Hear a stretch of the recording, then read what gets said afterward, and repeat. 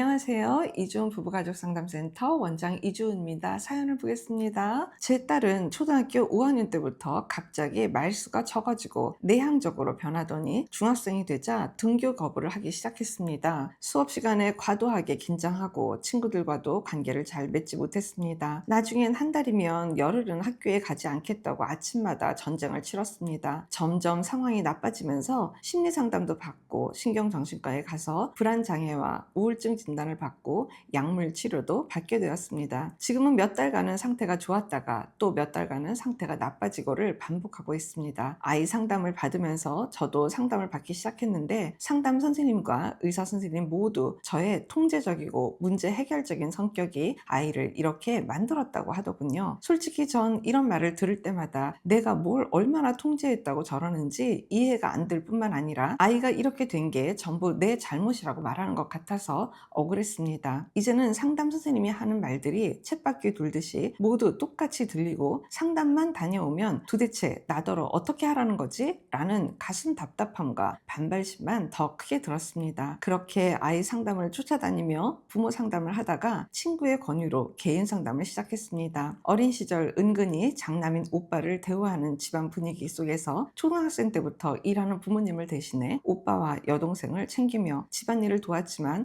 오히려 서툰 집안일로 혼났던 일, 칭찬과 격려보다는 언제나 혼이 나지는 않을까 조마조마했던 일, 무수히 많은 에피소드가 있지만 이러한 불안의 경험이 저를 통제적이고 문제 해결적인 성격으로 만들었다고 합니다. 원장님, 지금 제가 괴로운 것은 뭘 어찌해야 할지 모르겠다는 겁니다. 매번 사고를 치는 아이를 보면 화가 치밀어 오르는데 아이를 공감하고 친절하게 대하라 하니 그렇게 하려고 노력하지만 제 깊은 마음은 도저히 아이의 행동을 이해할 수 없고 몇 번이고 다신 안 그런다고 하고선 약속을 깨는 아이에게 지칠 대로 지쳤습니다. 그래, 내가 통제적이고 문제 해결적인 부모여서 공감이 부족하구나. 머리로는 이해하지만 마음으로는 인정이 안 되는 것 같습니다. 진짜 공감이 뭐죠? 어떻게 하는 거죠? 나를 이해하고 인정하면 바뀐다는데 저는 왜 인정이 안 될까요? 상담 선생님의 말, 의사 선생님의 말, 친구의 말, 남편의 말, 모든 조언들이 저를 답답하게 하고 심지어 화가 날 때도 있습니다. 도대체 지금 제가 뭘 어떻게 해야 되는지 모르겠습니다. 도와주세요. 라고 글을 주셨습니다.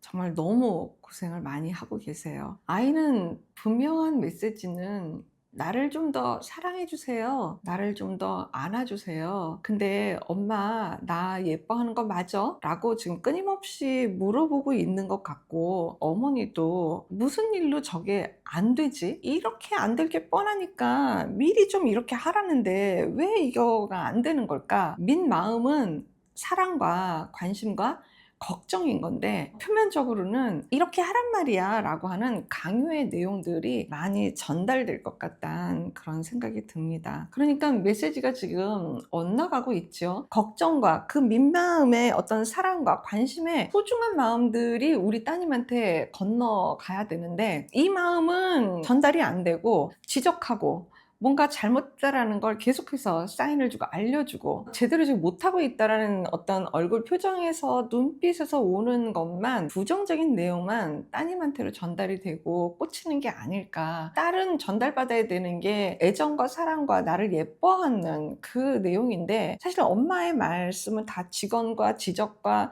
평가와 뭐 이런 것들이 전달이 되니까 딸이 받는 거는 사랑의 내용이 아니겠죠. 이 이야기를 쭉 이렇게 돌아가 보면 약간 성격적인 차이가 있을 뿐이지 지금 따님이 앓고 있는 가슴앓이의 내용이 지금 혹시 엄마가 예전 어릴 때 친정 어머니한테서 받았던 엄마는 왜 나 이렇게 오빠 돌보고 여동생 돌보고 이러고 있는데 왜 나 칭찬 안 하고 예뻐해 주지 않지? 엄마의 마음은 왜 나한테 오지 않지? 나 여기 있는데 왜 나 예뻐하고 좋아하고 나 사랑해 주지 않지? 라고 하는 가슴 저림 있잖아요. 그거를 지금 사연자님의 따님이 그대로 앓고 있는 건 아닌가 싶은 생각이 들어요. 너무 고생하셨을 것 같거든요. 어린 시절에 뭔가 두 분은 바쁘신 것 같고 부모님 두 분은 바쁘신 것 같고 집안일에서의 어떤 역할은 내가 해줘야 엄마가 그래도 한 손이 편하고 좀 들어오시면 좀 편하게 쉴 수 있고 집안에 대한 건 좀 걱정 안 할 수 있게끔 큰딸인 내가 좀 더 이렇게 해야 되지 않을까? 라고 해서 했더니 엄마가 칭찬은커녕 어떻게 보면 이렇게 해야지, 뭐 설거지 더 똑바로 해야지, 이런 건 이렇게 엎어놔야지, 뭐 이렇게 자꾸 더 잘하라고 알려주신 그 내용이 나를 더 이렇게 뭔가 문제를 해결하고 더 이렇게 정확하게 해야지 되고 이런 성향으로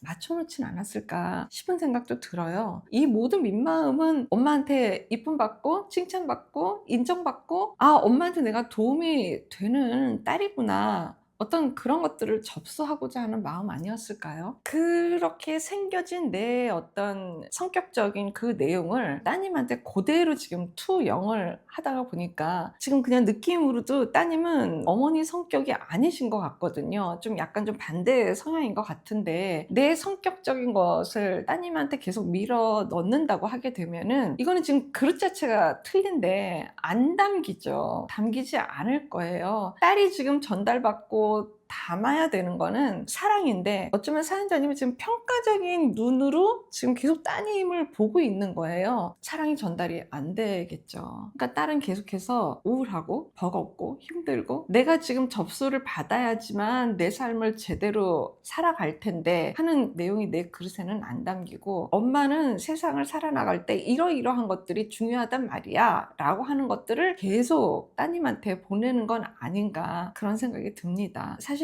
상담 선생님들하고 의사 선생님이 말씀하시는 부분이 맞기는 해요. 그런데 이제 방법상을 어떻게 해야 되는지를 모르는 게 지금 힘든 거잖아요. 많이 억울할 수밖에 없었던 이 내용들이 정말 많이 밖으로 배출은 돼야 될 것 같은데, 적어도 제가 생각했을 때 개인 상담 시간이 있었으니까 한스럽고 억울하고 공감받고 뭐 이러는 것들은 다 올라왔을 거라고 생각이 들어요. 근데 이제 문제는 방향성을 갖고 이제 나가야 되는 거거든요. 근데 그 나가야 되는 그 포인트 지점에서 나는 자꾸 화가 나고 자꾸 속상하고 건드려지고 계속 화가 난다라는 건 아프다는 거죠. 아픈 지점에서 지금 막힌 것 같거든요. 이 내용이 정확하게 풀림 상태가 되셔야 되는 게 지금 사연자님한테 굉장히 중요한 핵심일 것 같아요. 이게 풀리는 날에는 따님은 자동적으로 풀려지게 되겠죠. 나는 정말 딸한테 친절하게 잘 하려고 다가가서 이렇게 저렇게도 해보는데 이게 잘 안 된다라고 하는 거 그 자체부터가